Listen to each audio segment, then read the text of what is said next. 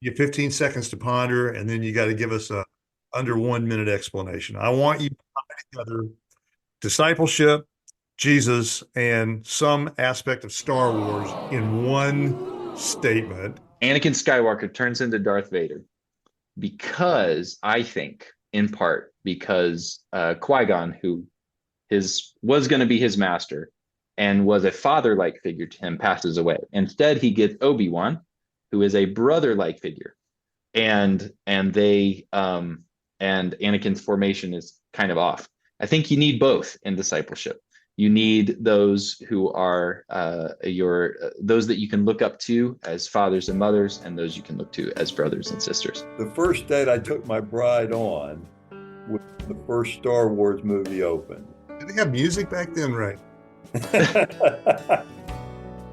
Hello, everyone. Welcome to the Disciple Dilemma. I'm Dennis Allen, along with Raymond Monroe, and today we want to talk about being a millennial and a disciple and a pastor.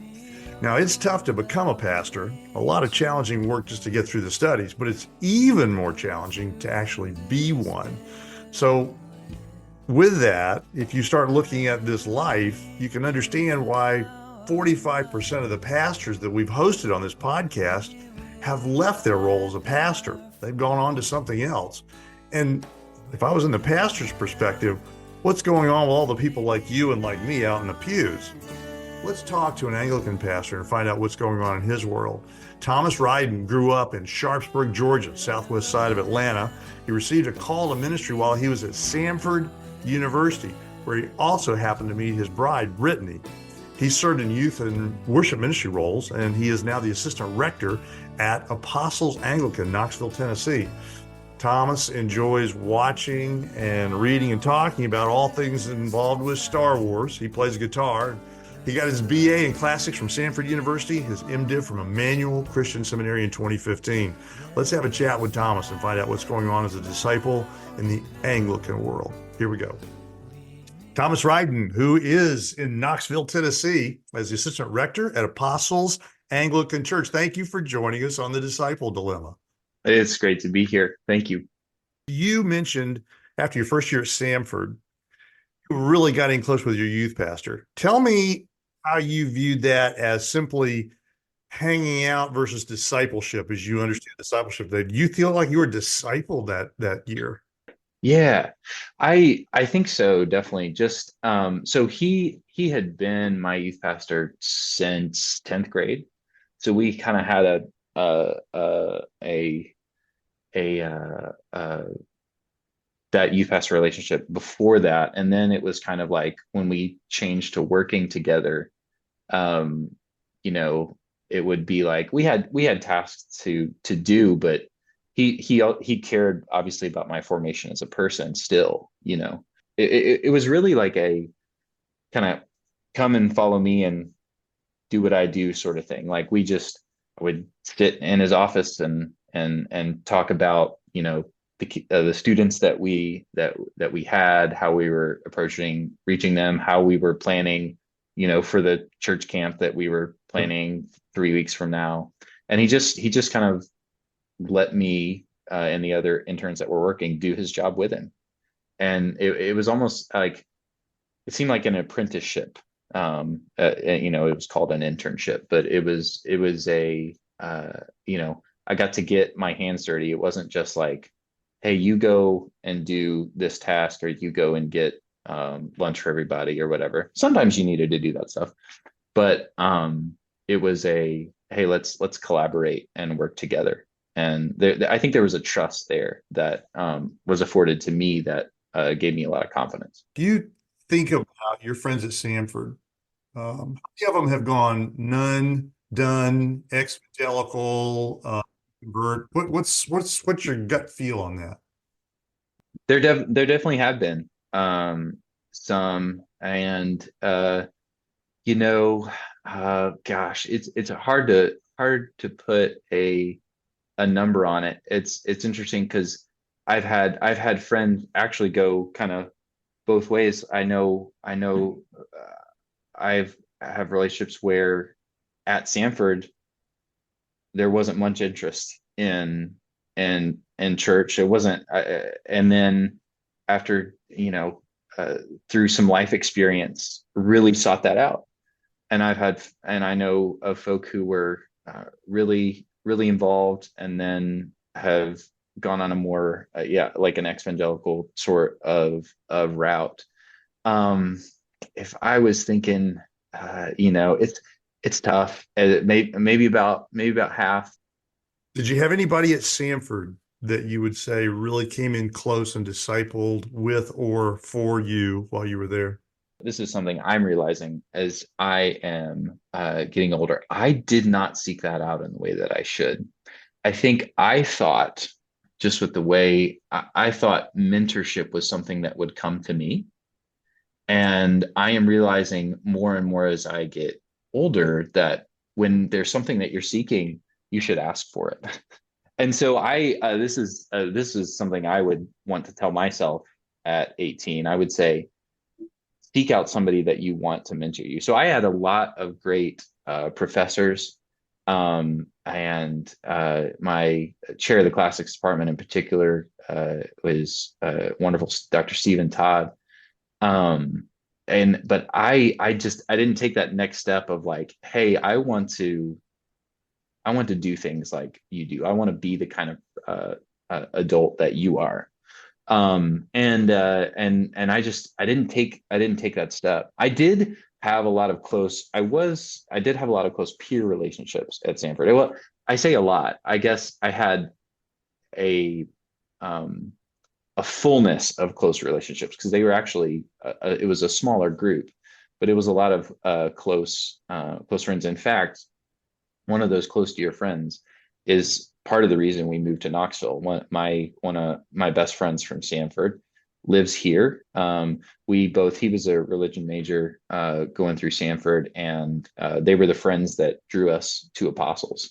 And 3 days a week now, my son plays with his youngest son while they share childcare together. And so that has, as I think about it, that was kind of like a mutual discipleship relationship that has continued now. Gosh, we met in 2007. So we are in year, oh goodness, we are going strong year 15, 16, 17. If you looked at your friends who went through seminary, we talked for a couple of minutes, a few minutes ago, you were bringing up the idea it's hard to get out of seminary without being a little cynical. If you sort of gave us an anecdotal out of the 100% of folks that you had relationships with in seminary, how many of them are into the ministry as they come out of seminary, and however many of that group are still in the ministry? What's it look like? As I look at now among those who are in a traditional kind of brick and mortar church, maybe about half of those are still in. Some others kind of went into traditional kind of both small and big churches. I've seen some friends transition out of ministry into some kind of parachurch organization. So whether that's something back at Emmanuel or an adjacent kind of a church adjacent institution. So that's where, as I think of who is still in vocational ministry, a lot of the chaplains are sticking with it. I think it's a super noble and obviously fulfilling and high calling. I'm speaking biased here because that's what my dad does, and I look up to my dad a lot.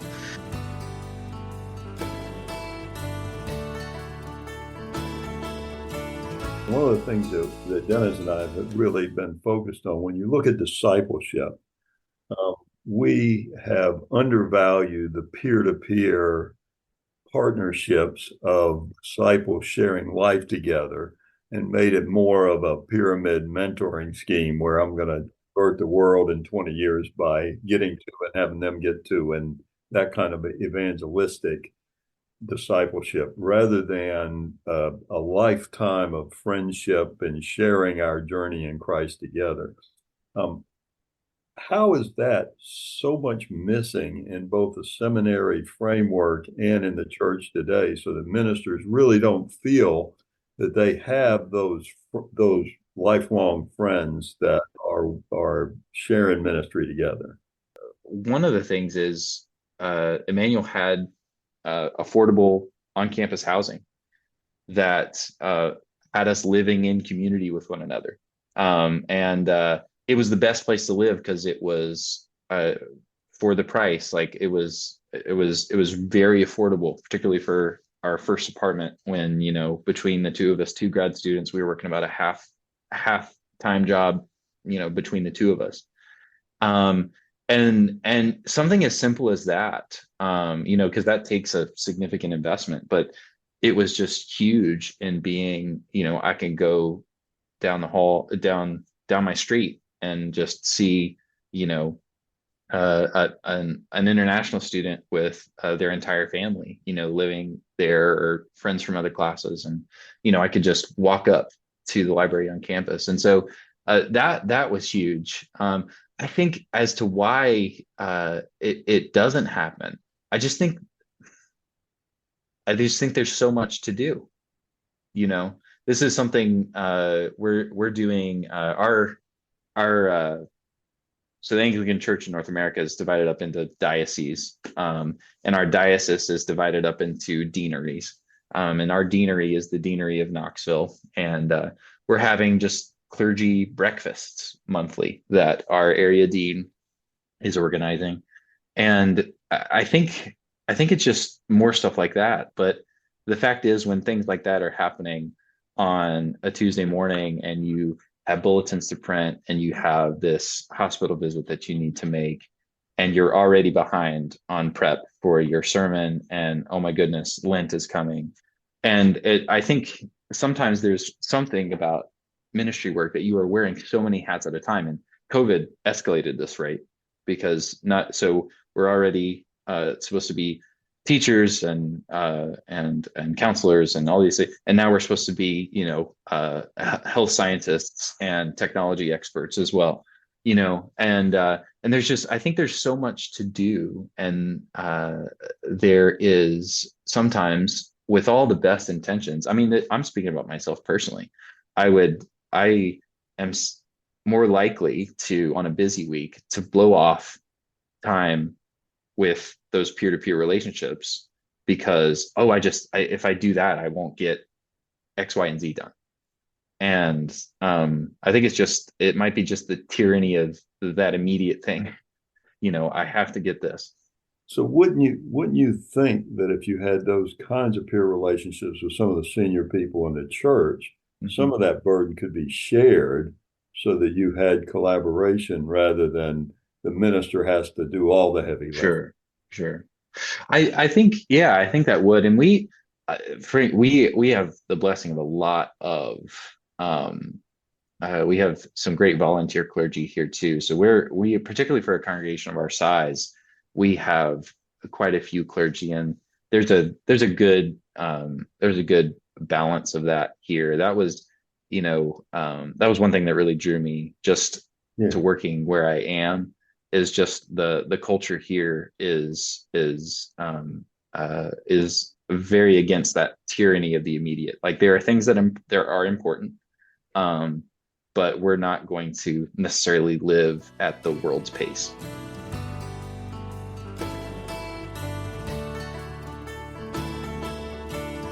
As we look at life at Apostles Anglican right now, how do you see people interacting as wingmen, mentors, or followers of others in discipleship? That's great. I would love to grow. I would love for us to grow in this area. It's also because, you know, I mean, in particular, as we see like young people, some of the I can't quote the study, but like one of the number one factors in holding on to faith into adulthood is Christian adults, you know, that are not your parents. And we're trying to foster those sorts of relationships. We have something we do called table groups. That is a ministry that I help out with, where we just it's not a small group because those tend to be like self-selected, we took out a map of Knoxville and drew circles around people who live near one another. So it's kind of like a neighborhood outpost kind of ministry, but we also Yep. hoped that it would be intentionally intergenerational. Actually, what I just a comment on the table thing first. That's fascinating, Thomas. To me, you're letting God in His providence. And one of the things I'm learning as a 69-year-old is that I've inadequately appreciated God's providential care. And so when you draw a circle around a community and whoever happens to live there is in that table group, you're just relying on God's providence to bring the right group of people together. It's fascinating how that really works.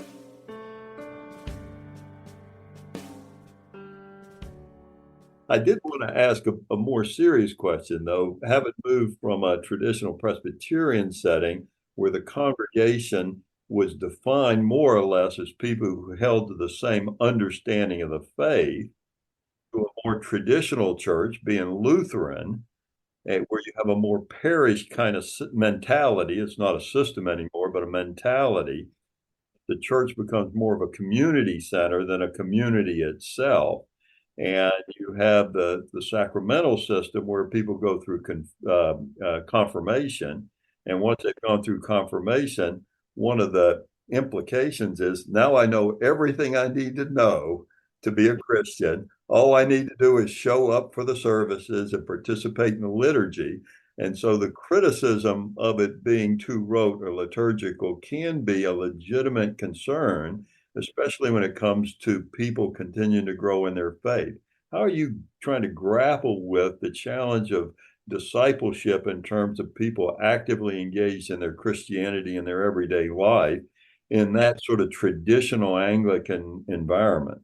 I think people are hungry for practice and commitment and uh, adherence to a form. I think this is one of the reasons why some people are drawn, particularly out of maybe more free church traditions, to the forms. Is I want to enter into a way of life. I know, and so when we can say something like uh, we're praying some of the same prayers every day and we're reading some of the same scriptures if we're doing, the daily office or a piece of the daily office.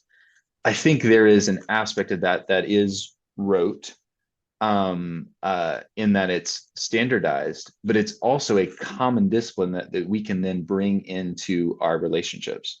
One of the things that we've grappled with and talked to people about is the gospel today is really about the meaning and purpose of life, the authenticity of what it means, not just my get out of hell free card, but what is it that I really am?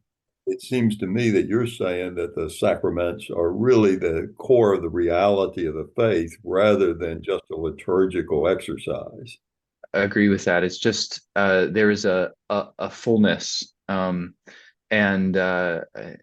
just a full understanding. I've talked with folk in different traditions that don't have as rich of a sacramentology that will speak about, there's almost an ache for that.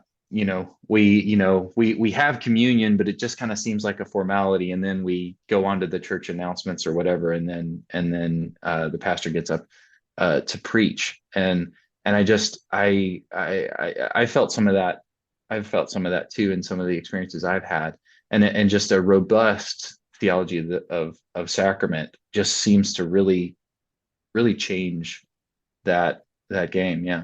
Let me be a little bit provocative so you can hold your hands up if you don't want anybody to see this. But on the other hand, one of the things I've been fascinated with is if I believe that Christianity is the reality that I live in, not a faith I've chosen as my spiritual life, but it's really the reality I live in, that Jesus is really the Christ, then when I have children, I want to teach them from day one that they belong to Jesus and that they're obligated to him. And the only choice they have is not to convert to Christianity, but to abandon the faith. And because of that, I'm a big enthusiast now, more than I ever have been, about infant baptism. Because I'm telling my children from day one, and of course, in a Lutheran setting, if you ask me if I'm saved, I'm going to tell you I'm baptized, not because I think that replaces faith, but because my trust is in the promise I got from Jesus when he gave me his name, not some decision that I made. So you and your bride are a relatively young married couple. I don't know if you have any kids yet, but you've got to deal with the question of whether or not you're going to do the baptism. So my son Charlie is about to turn 2 in March, and we baptized him last November on All Saints Sunday. So that kind of sacramental view of baptism, I think, just that emphasis on Scott McKnight, who's an Anglican theologian, wrote, "It takes a church to baptize." That was helpful for me because I came from a believers and immersion only tradition. That's how I was baptized, but just seeing baptism as the gift that it is. And now I think, as I think about, my sons, we're going to teach him, we have also made vows in your name to raise you in the faith. And when the time comes, I'm a little bit both and you here, because in our Easter Vigil service, we renew our baptismal vows. I renew my we are called to renew our clergy vows yearly at our synod. We as a people are all called to renew our baptismal vows at the Easter Vigil, and so we are. Jesus says, "Go and be baptized." He also says, "Come and follow me." And so I want my life, I want my son's life to be a continual yes to Jesus, and baptism being that great marker of that gift.